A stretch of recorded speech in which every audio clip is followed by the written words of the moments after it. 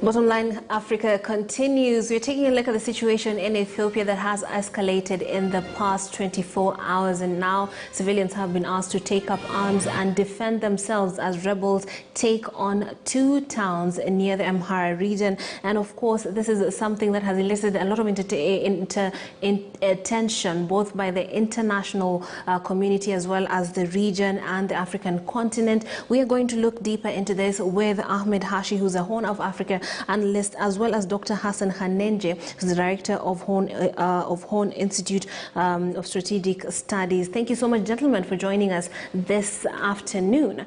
Now, the situation has, as I've said, has escalated, and it has been very difficult to understand. When you listen to these stories, conflicting reports, and nobody knows what's happening because of also no journalists, no media openly being able to access this part. So for our viewers who are trying to understand what's happening in Ethiopia, could you paint us a picture? Trix, thanks for inviting me, first of all. Ethiopia is the heart of Africa. Yes. It is where the African Union is based. It has the history of anti-colonial and anti-imperial history, in which Africans are very proud of. But Ethiopia has been in a cyclical violence and stability modem, which is not something that augurs well for good government and the issues that are important to African political economy in this stage of history that we're in. So the Ethiopia was ruled by a colonel called Mengistu Haile Mariam during the Cold War. And there was a lot of conflict between Ethiopia and its neighbor Somalia. And they had support from the Soviet Union, the former Soviet Union, and the United States. This caused a big problem of civil strife in the Horn of Africa. Then the TPLF and other rebel groups defeated Colonel Mengistu and took over power. They then instituted a system of coalitions in which they gave the regions some autonomy, but they were the leading coalition in something called the EPRDF, the Ethiopian People Democratic Front. So I think that when they gave power to Abiy and went back to Tigray, the problem was the transition was not constitutional. This is a huge problem that we have. In post-colonial societies in Africa, we have to understand one thing, that we have to govern through consent, and we cannot govern through coercion. The problem of Ethiopia is this difference between consent and coercion. Once you govern people by force, then all kinds of rebel movements and all kinds of oppositions come out. Right. But if you govern through consent, then you have legitimacy. So the problem of the state in Africa and society is a problem of legitimacy. Right. So Tigray, the TPLF formed about 6% of the population with 6 million people. The rest of Ethiopia is 100 million people. So the TPLF was actually a dictatorship that ruled over Ethiopia by force. It was then forced to leave by popular protests in Addis Ababa. When they went back to Tigray and Mr. Abiy became prime minister, the tension between the groups inside the coalition exploded out into the open. Right. And you remember that the TPLF attacked and killed about several hundred Ethiopian troops, and the civil conflict now started. Right. Now that doesn't matter anymore, because what is needed now is a negotiated settlement, which is what TPLF has been fighting for. And what we need to do is that there's no winner in this crisis. There's no military solution to this crisis. Indeed. There's only a political solution. So there needs to be a negotiated settlement, and we want the region to intervene politically to stop Ethiopia from going down the drain. Can you imagine, Trix, if we have 10 new states coming out of Ethiopia in the Horn of Africa? This is not a solution not for our tenable. region. Right. Dr. Hanenje, I'd like you to come in and also paint a picture of what you understand of what's been happening in Ethiopia. And of course, we had Mr. Hashi telling us about the force versus consent. And by that, he's implying or talking about the situation with the reforms that Prime Minister Abiy was trying to get into place, that the North was not happy. And of course, to get a solution, there would have to be a compromise. So what is your understanding of the situation as it is right now? Ethiopia is sitting at a very dangerous place right now. It's a country on precipice. It's a result, in part, of the internal contradictions about the history of the state, but also generally the constitutional provisions that, of course, allows a federal states to be able to succeed. Now, as Hashi just mentioned, for the better part of the last 30 years, the Tigray aristocracy has dominated the political and economic sphere of Ethiopia. And so with the assumption of power by Abiy Ahmed, it changed and disrupted the status quo.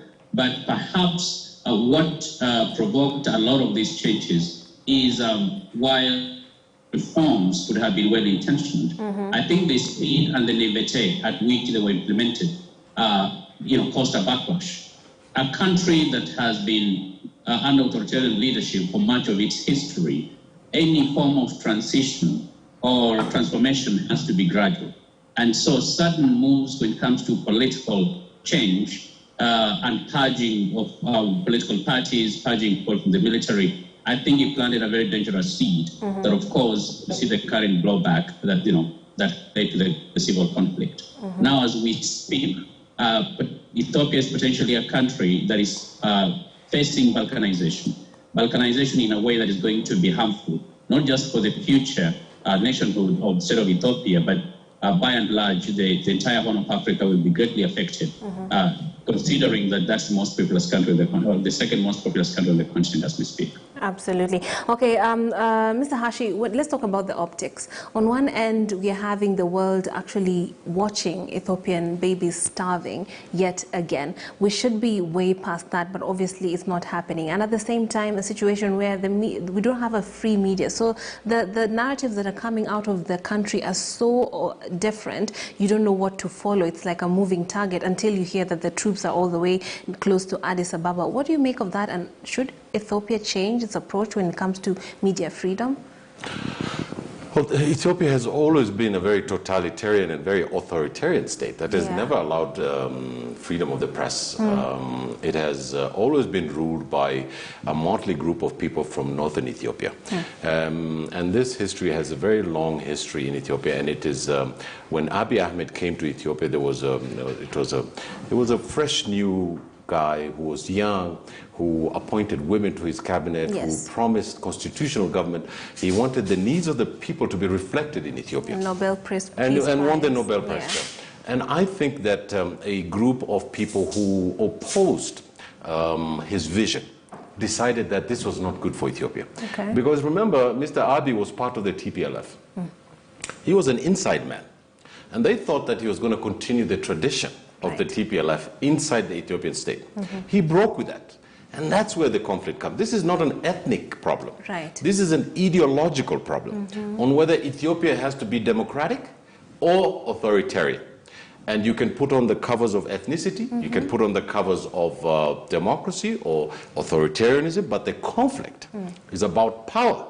Where does this power come from? Do the governed have a right to go to a ballot box and say, this is the political party we want? Or should there be a tautology in which they are told what to do?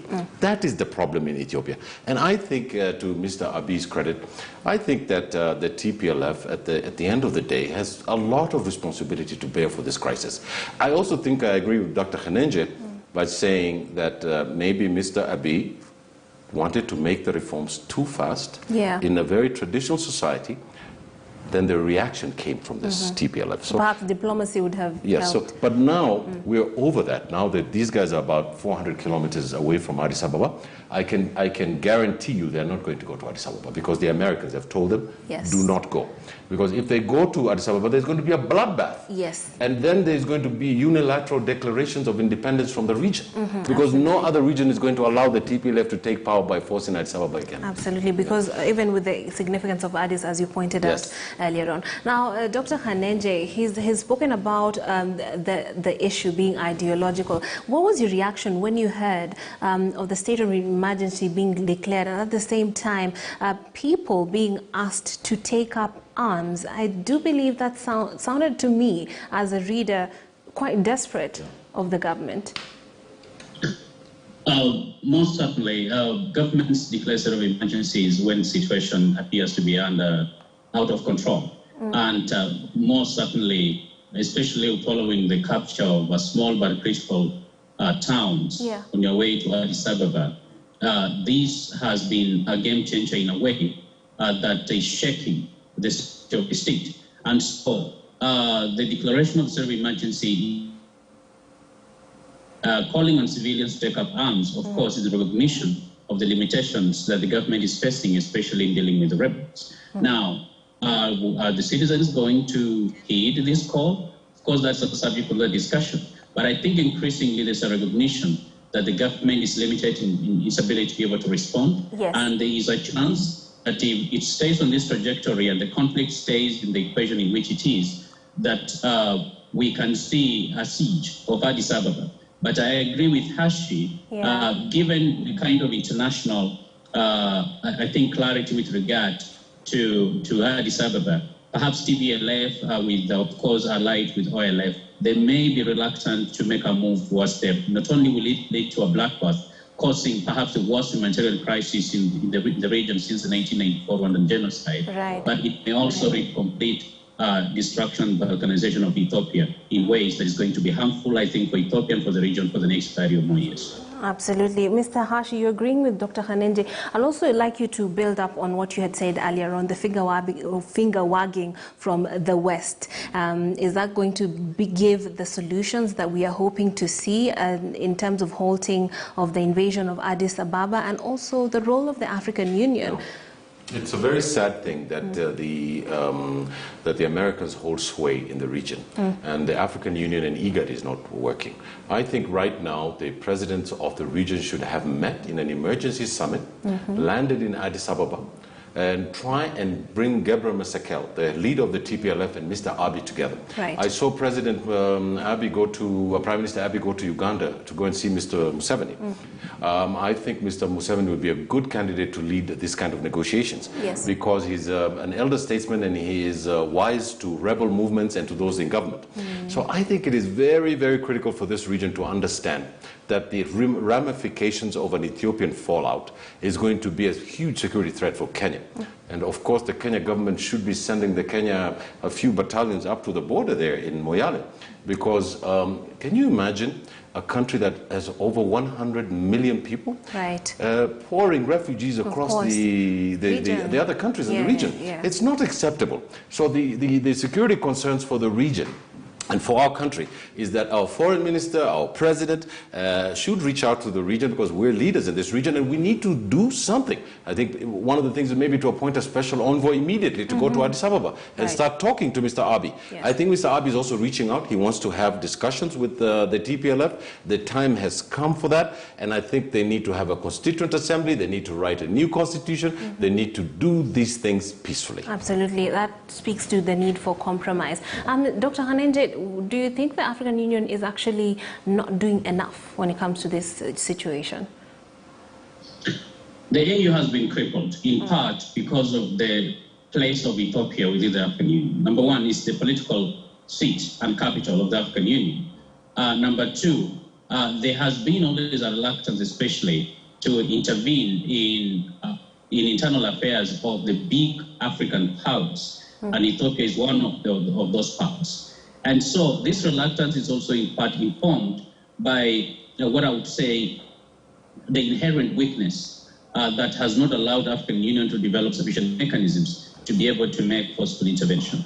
Secondly, I think because the world has also not been very forceful in its response, because outside Washington and a few noise from a few other places, African Union is very reluctant with regard to its potential intervention, because it does not believe that perhaps right now the time is ripe for resolution. And so what you hear from most African countries within the AU, some of them are voicing that that's an internal problem that perhaps requires an internal solution. However, I think what is being seen right now, it's beyond internal. And I don't think the state is in a place to be able to secure its citizens. Neither, of course, are rebels in place to be able to secure Ethiopians. And so a collective regional action and international framework should be able to be put in place to allow an intervention that of this conflict.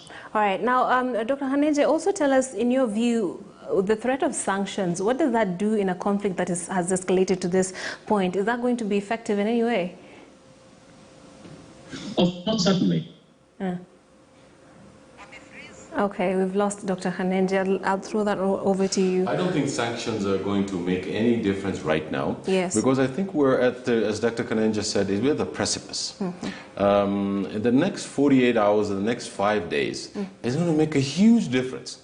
Because the region has not intervened at all for the last year. Yeah. So what is needed right now is that the President of the African Union, right now the chair is being held by South Africa. I think there has to be an emergency meeting so that the two leaders of this factions, of the government and the faction of the TPLF, have to be brought together. There has to be an immediate ceasefire. The TPLF and its allies have to go back to where they came from. The ENDF and the Ethiopian state should not attack them. People should be left to live in peace while there's negotiations. Right. We cannot, it'll be catastrophic for this region for this to happen. For sure. And it's very important for us as a leader, as Kenya as a leader, for us to intervene, because I don't know why the Foreign Office has not yet intervened in this issue up to today. I'm really shocked about it. Absolutely. Dr. Khanenje, I do believe we have you back. Could you tell us, or could you finish your line of thought before we go on to our next issue? You remind me of the question, the final question? Last question? I wanted to know the efficacy of sanctions in such situations. Would they bring about any change? Sanctions tend to be effective depending on the nature of the context. Now, right now, there is a degree in which they can, but then there's a degree they can't. Now, in the way in which they can is the key players. The key players, especially what I'll call the spoilers, there has to be a strong message that in case there's a ceasefire and someone's going to violate that, then there's going to be a price to pay. But then also there have to be incentives for people to be able to come to the negotiating table. Now, sanctions in isolation of an intervention strategy will not exactly work, will simply worsen people's lives. However, certain targeted approach in terms to sanctions, as in as much as we can also provide carrots, it's going to perhaps push the parties to a level where they think there is more to gain by negotiating than by continued conflict. Right. And that is something, of course, that has been lacking not just in the Ethiopian conflict, but also in some of other conflicts in the region. All right. Mr. Hashi, some people, given what had happened in Aksum and generally in the north, we have people saying that what's happening is akin to genocide. Where do you stand on that analysis? I think there have been grave human rights disasters in Tigray. I think the inability for there to be food to the people of Tigray is unconscionable. And I think that the Ethiopian government bears a huge burden on that issue. But you remember that this crisis was not started by Mr. Abiy. It was started by the TPLF. Yeah. And I think that if we go back into history and start pulling hairs, it's not going to help us with the solution. Okay. You're either part of the problem or you're part of the solution. And I think that right now Mr. Abiy doesn't have a choice but to talk to the leader of the TPLF. And there has to be a system in which people agree on the basis of democratic government and a new constitution, autonomy for the regions, and most fundamentally to keep Ethiopia together. Because, Trix, you know what's happening in South Sudan? Yes. When they split from Sudan, there was another tribal war. Can you imagine the emergence of 7 to 8 new states in the region of the Horn of Africa? Yeah. That would be a disaster not only for Africa, but for the rest of the world. That's not a solution. It's not a solution. Yeah, absolutely. Dr. Khanenje, could you tell us also your view of the fact that hunger has been weaponized in this situation? And of course, it's a humanitarian crisis, and the famine-like situation is man-made. What's your reaction to that? Even when we talk about the region trying to step in, at the very least in terms of aid, shouldn't we be doing more? Yeah. Now, unfortunately, you cannot do more as a region without, of course, the cooperation of the state actor, in this case, which is the Ethiopian state, Sure. As the TPLF in the area they control. Now, while it's not the first time, using starvation, rape and trade as an instrument of war is criminal. However, it's something that has been the continent, something that is being used, today in Ethiopia. And I think there has to be a message that people who are doing held to account ultimately, because what we are likely to see in the coming weeks is probably massive loss of life as a result of starvation, especially when they continue, and atrocities continue. Now, what can the region do? As Hashi did mention, there is for some agenda. Yeah. However, it has to be coordinated by the international community. In part, the region may not have resources to be able to offer the kind of humanitarian help that is going to be needed. It's a vast country with a very large population. When you look around the countries in the region, you realize most of them are in turmoil outside Kenya, and of course a few others. I think the body is going to be quick in isolation to have. You're having an issue with Dr. Hanenje's signal yet again, but we'll try and get him back for the closing comments. As we conclude, Mr. Hashi, briefly, because we've run out of time, Yep. Mr. Abiy's image has taken a great hit. He's the Nobel Peace Prize winner who went to war. Yes. I mean, is there any coming back from that? Well, in politics, a week is a long time. I think Mr. Abiy is a protagonist in the crisis, and I think getting rid of him is not going to help. Yeah. I think that Mr. Abiy should lead the negotiations on behalf. He's the legitimate leader of the Ethiopian government, yes. and he should be part of the negotiations with the TPLF. Remember that the TPLF is a rebel group that's trying to take power by military means. Yes. And if we set an example that every time something happens, if you take up a gun and shoot up the government, you sit down and you have a coalition government, is what happened in Kenya in 2007, the Nusum Kate government. Yeah. We want legitimacy. We want institutions. Ethiopia is too big to fail. All right. Thank you very much. That is Ahmed Hashi, Horn of Africa analyst. We also had Dr. Hassan Hanenje, director of the Horn of Africa Institute of Strategic Studies. Thank you so much, gentlemen, for joining us.